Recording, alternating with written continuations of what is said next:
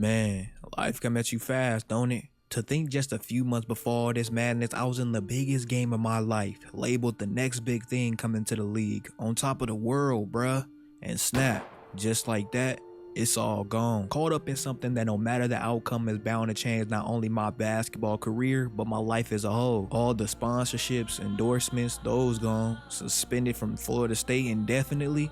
I'm basically down to nothing. I often sit and wonder how things would have been if I would have just stayed home that night. But you know, Latrell and Lucky needed a ride from the party they was at. We was just trying to make a quick stop to the corner store on the way back home, but it just so happened the dude Trail had been beefing with earlier that night stopped at the same spot. Apparently him and Trail been had issues up to that point, something over a girl of course, and this was his perfect opportunity to press the issue. Now personally, I don't know what was said or how things escalated, but all I heard was a bunch of gunshots, then Trail and Lucky came rushing out the stove. Shit happened so fast I ain't know what to do. But with that, accessory to murder is the charge they trying to hit me with. And although I've been speaking on my innocence, the whole story of what happened that night completely switched up. You see, Lucky is also fighting some charges from all this, and let him tell the story, everything was planned out. Let him tell it I was the willing getaway driver after the shooting that night, which is so far from the truth, but I can say now Officer Tinsley is definitely behind Lucky fabricating his story. I don't know, maybe he promised bro a lighter sentence or something, but I just don't know what the hell this dude got against me. All I ever did was hoop and stay out the way, but he don't give a damn. I think he just get a kick out of locking niggas up. This whole case been messy if I'm being real. Missing evidence, witness statements not making no sense. I don't know what to expect, but all I know is that I'm innocent, and all it'll take is for somebody to tell the truth and put an end to this all. After 7 long months of fighting this case, the trial phase finally begins, and Lucky's on the hot seat for the witness testimonies. I mean, you can see the look on dude's face. He's clearly nervous, stuttering over words, sweating bullets and some more. Well, so we seen the dudes from earlier that night, so we parked on the other side of the store. We, sat in the parking lot for only a few minutes, and, I can't do this. This ain't what happened at all. Juice had nothing to do with this, man, and we ain't playing nothing. But hey, bro, let me go. But get off me. When I tell y'all that court went completely silent, and I was shocked, it must have been a guilty conscience. And off to the corner, you could see the smirk on Tinsley's face turn to a frown real fast. Lucky did the right thing though, and he didn't even have to do that. His confession only set me free. He's still facing some serious charges, and it's looking like he finna go down for a long time. I sat down with him some days after his confession.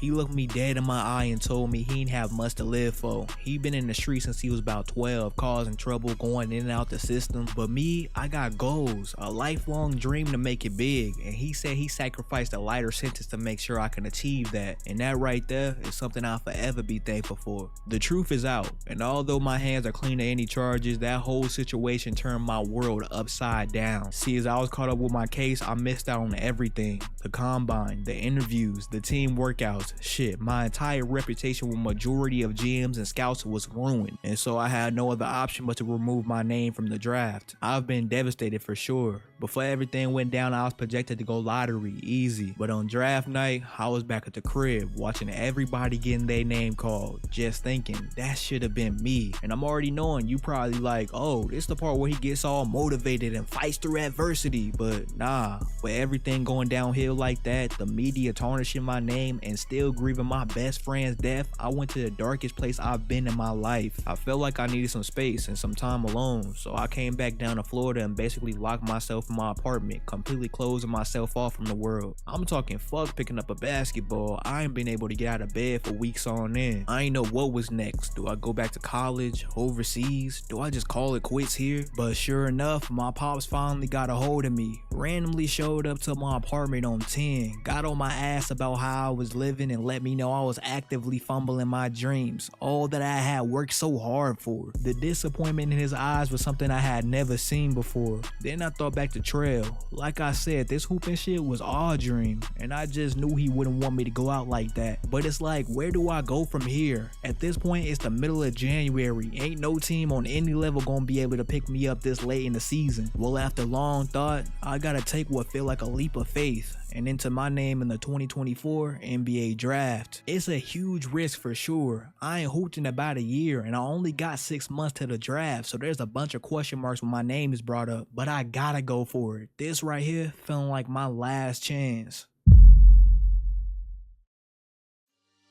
We about a month away from draft night, and these past few months I've been training like a madman. I'm talking damn near sleeping in the gym. Every day I'm up at 6 a.m. I get my first workout in, rest up for a few hours, then I'm right back at it in the weight room, followed by a second workout on the court right after that. Luckily, I've been working with one of the best trainers in all of Chicago, Baz Ellis. He done trained a handful of NBA guys and even got his own prospect on the come up with his nephew Hezzy. And when I tell y'all little bro is the real deal, he reclassified upper grade and is heading to college as one of the top point guards in the nation at just 17 years old. He just wrapped up his high school season with a national championship, and since then, me, him, and my cousin Malachi been getting work in together. Hands down, my favorite part of it all been the ones. We've been going non-stop at it. They still ain't got a win off me, but they sure do give me a run for my money every time we match up. I give it up to them and everybody else that's been around trying to push me and keep me motivated during this time. My pops especially been on my ass making sure I'm prepared for what's ahead. I decided to hire him on as my agent, and surprisingly he been doing a good ass job making sure my name is out there. He been hard at work making calls every day trying to see where my draft stock is at, what teams is on my radar, and things of that nature. And that's what led me here to the NBA Draft Combine. This is where dudes projected to go late in the draft can showcase their talents and possibly move their name up a few slots on draft night. And I came in here trying to kill. No matter if it was shooting, dribbling, agility, I was trying to dominate any and every drill they threw at me. Then came the scrimmages, and in the first two games, I did my thing. But this last game, going up against Bronny James's squad, with all the eyes watching, I just knew I had to put on a show. I got to it early. Just a minute into this game, I got this tough step back jumper to go with a hand in my face, and that right there was a common theme in this game. It's hard to explain, but today was one of them days. The step back felt too smooth. The left right into the midi pull up felt perfect, and my first step driving to the basket was leaving niggas in the dust damn near every time. Now I'm about 6'6", 6'7", so you already know the scouts is looking at me like the small forward, power forward type, but I was trying to go out there and show off my combo guard skills by breaking down the defense, and it was this finish right here that secured me 12 points at just the first quarter. With literally half of my team's points, I wasn't planning on slowing down anytime soon, getting this tough floater off the glass to go. Then I came down a few possessions later on the ISO, snatching back my defender for the bucket from downtown. And here's where I possibly had my highlight of the night, with the shot clock running down, strolling through the lane with the nasty two-handed putback slam, bringing my halftime total to 19 points. It almost felt as if everything was going my way up to that point, but I was feeling greedy and decided the second half was gonna be mine as well. I'm talking giving out buckets in a variety of different ways, especially in the mid-range. That thing felt automatic. If I want to be seen as a guard, I just knew I had to show off my ability to operate in the pick and roll, drive into the basket for the and one. Then towards the end of the third quarter, I caught up another screen and found a sweet spot in the mid-range. Going into the final quarter of play, I had been killing the entire game, but the opposing squad did a good job of making sure they kept the game close. And what's a pretty stat line without a W to show for it? Luckily, me and my guys did just enough to keep the game at arm's distance. I played my role getting a few buckets to go and hit some crucial free throws to seal the game. I ended the game with a total of 36 points, 8 rebounds, 6 assists, 3 steals, and 2 blocks. I mean, coming into the combine, I was projected to go late first round at best, but after a performance like this, I just knew my stock shot up them draft boards. Until the individual workouts came around, and this is where things started to get strange. It wasn't the hooping part for me. I went to a workout with about 8 different teams, and per usual, I was handling business on the court, but it was the sit down interviews where things started to get shaky though. I'm thinking I'm finna sit down with these folks and talk basketball, but nah, tell me why in every interview they got to asking me about my personal life, got to asking me if there's gonna be any issues with me off the court, asking me about niggas I used to hang out with, bringing up my case, asking am I safe to travel back to Chicago. When I tell y'all it caught me so off guard, but these were genuine concerns for them after looking back at my case and seeing my friendships with Latrell and Lucky and a few other dudes from back home. But it's like you can simply ask anybody around me and they'll tell you I'm quiet, reserved, I ain't been with none of that extra stuff, I just hoop. Well, to them, me being offended was a sign of trouble.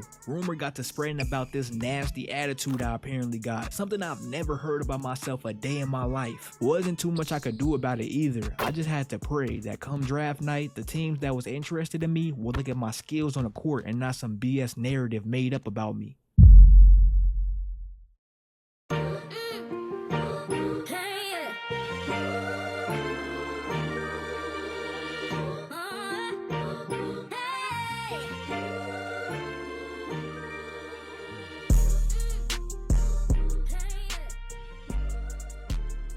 It all comes down to this moment. Forget all the talk, all the narratives, all the critics. I'm here in New York getting ready for the biggest moment of my life. All the hard work I put in, all the adversity I went through leads up to this very moment. Now, like I said, I took the opportunity to work out with a handful of different teams that I felt matched the goals I have set for my career, but anything can happen. Out of all the prospects, I probably got the largest range of where I'm expected to get drafted. I could go anywhere from right outside the top 5 down to the end of the first round. Regardless, I just want to go somewhere I can get a fair shot at meaningful rotational minutes. I'm not trying to end up like one of those guys that get drafted and end up rotting in the G League for the entire season. I just want the chance to compete and earn my spot, and I honestly don't care where that is. Except for Utah. I straight up told them niggas don't draft me. The draft began, and when Adam Silver came across that podium to kick things off, my anxiety shot up to a level I had never felt before. I'm talking my chest pounding, palms extra sweaty and some more, but I was doing my best to keep things together. The Atlanta Hawks picked first, and there was a big debate on whether they would pick Alex Sarr, who had been the favorite at number 1 for the longest. But shockingly, they chose some French dude that just started to get some serious buzz around his name just weeks before the draft. Then after that, Alex Sarr was taken by the Wizards, followed by Reese to the Rockets at 3. And this is when I started to sit up in my chair, because this is where the teams I worked out for began to pick. Now, I was really eyeing San Antonio at 4. I felt like that was probably my best workout, and the thought of me teaming up with Wembanyama was intriguing to say the least. But they decided to go in a different direction and draft Stephon Castle out of UConn. I wasn't tripping too hard because they also had the 8th pick as well, so I thought maybe that'll be where they picked me up. At 5, the Pistons passed up on me for Ron Holland, which I wasn't too mad at. He's a solid forward out of the G League. But then at both 7 and 8, the Blazers skipped over me, and the Spurs outright traded their pick to the Timberwolves, where I wasn't drafted either. But it's like, cool, it's whatever, because at number 11, my hometown team, the team that I grew up loving, is most certainly gonna pick me, right? Nope. They opted to go with Midas Buzelis, and see, I don't want to get too frustrated because it's another kid from the city and I'm happy for him, but that right there is where niggas had me fucked up. At 13, the Kings didn't want me. Then 14, the Blazers traded their pick. At 15, the Heat went with a center. And so I got to thinking, maybe I might get picked by one of the teams I didn't work out for. 16, Sixers, no. 17, Lakers, no. And at that point, I was crushed, frustrated as hell, and I was trying my hardest not to show it visibly. But finally, at the 18th pick, Adam Silver walked up to that podium and announced the Orlando Magic chose me. And it was like I was having an outer body experience. My lifelong goal, something I had worked so hard for, had been achieved. And man, I just wish Trey was here to witness that. Once I got off that stage, I let off the ugliest cry known to man, but fuck it, we here. I couldn't have been more excited to get started with a young, deep squad looking to get over the hump and become true contenders. And I feel I fit right in, but the work doesn't stop here. I gotta work 10 times harder now. Every day is a challenge to earn and keep my spot in this league. But you best believe I'm ready for what's ahead. For all those haters, critics, doubters, I'm here to prove them wrong. My time is now.